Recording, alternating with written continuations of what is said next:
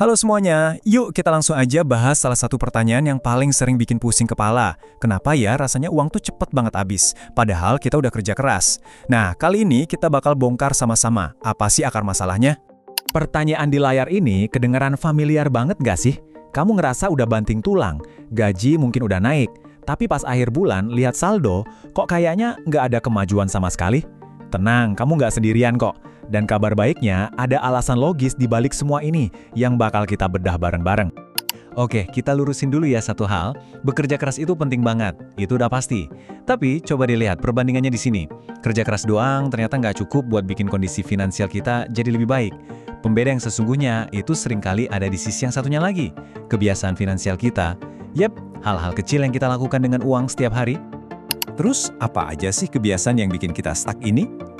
Kita akan bahas 6 jebakan keuangan yang paling umum. Ingat ya, ini bukan buat nyalahin diri sendiri, tapi supaya kita kenal sama polanya dan tahu gimana cara keluarnya. Jebakan pertama, dan ini yang paling sering banget kejadian, kita tuh nggak benar-benar tahu uang kita lari kemana aja. Nah, biang keroknya itu seringkali pengeluaran-pengeluaran kecil yang kita anggap sepele. Ini tuh ibarat ada bocor alus di dompet kita, nggak kelihatan tapi nguras terus-terusan. Contoh paling klasiknya ya ini.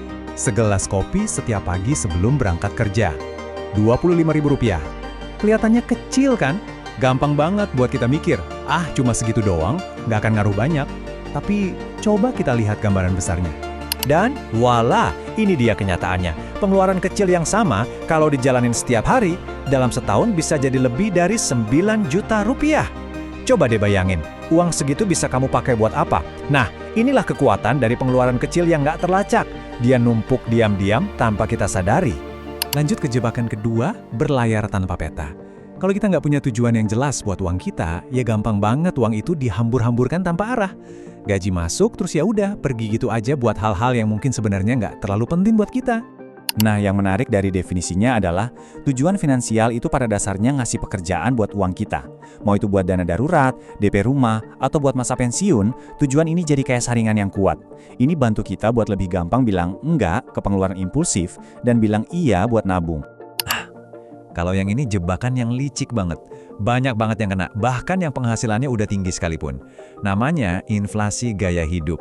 Ini adalah kecenderungan kita buat naikin pengeluaran seiring dengan naiknya pendapatan kita. Grafik ini ngegambarinnya dengan sempurna. Lihat deh, penghasilan naik, itu bagus banget. Tapi, pengeluaran gaya hidup ikut naik juga. Mobil baru, gadget lebih canggih, makan di tempat yang lebih mahal. Akibatnya apa? Jumlah tabungan kita ya segitu-gitu aja. Kita kerja lebih keras cuma buat ngejar status quo. Aku mulai nabung bulan depan deh. Atau nanti deh kalau gaji udah lebih gede. Pernah ngomong kayak gitu? Menunda itu musuh terbesar kalau mau bangun kekayaan.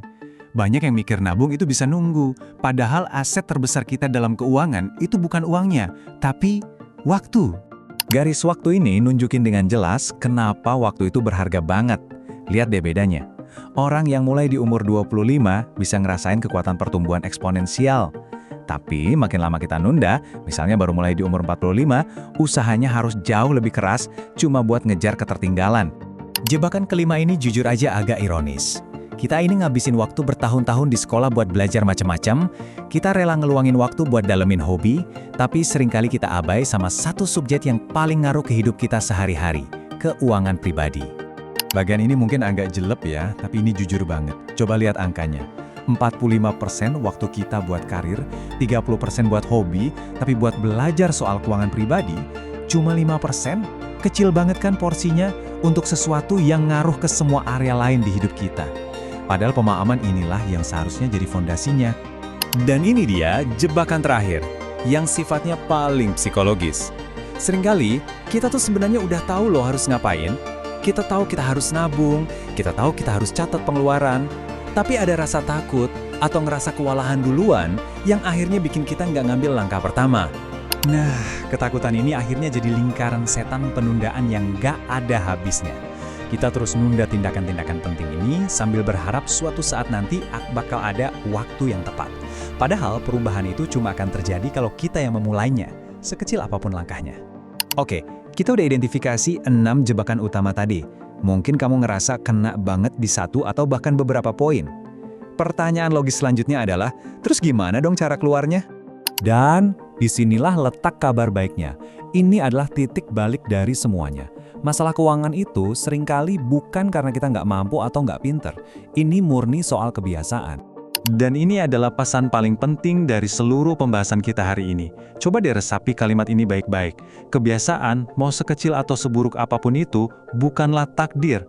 Kebiasaan itu adalah sesuatu yang bisa kita bentuk, kita bongkar, dan kita bangun lagi dari awal.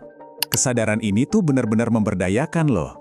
Artinya, kamu nggak perlu nunggu keajaiban atau menang undian buat ngubah nasib keuanganmu.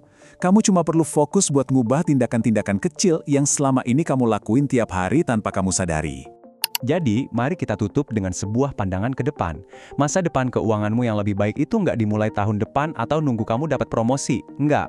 Masa depan itu dimulainya hari ini, dengan keputusan-keputusan kecil yang kamu ambil sekarang. Nggak perlu yang rumit-rumit kok. Mulai aja dengan perbaiki satu hal kecil. Mungkin mulai nyatet pengeluaran hari ini. Mungkin mulai nyisihin 5% dari gajimu. Tindakan sederhana ini kalau dilakuin konsisten, bakal ngebangun disiplin dan nuntun kamu ke keputusan-keputusan yang lebih bijak ke depannya. Dan saya mau menutup pembahasan ini dengan kutipan berikut. Setiap rupiah yang kamu belanjakan atau kamu simpan, itu adalah suara pilihanmu untuk tipe masa depan seperti apa yang kamu inginkan. Nah, pertanyaannya sekarang adalah, keputusan apa yang akan kamu buat hari ini?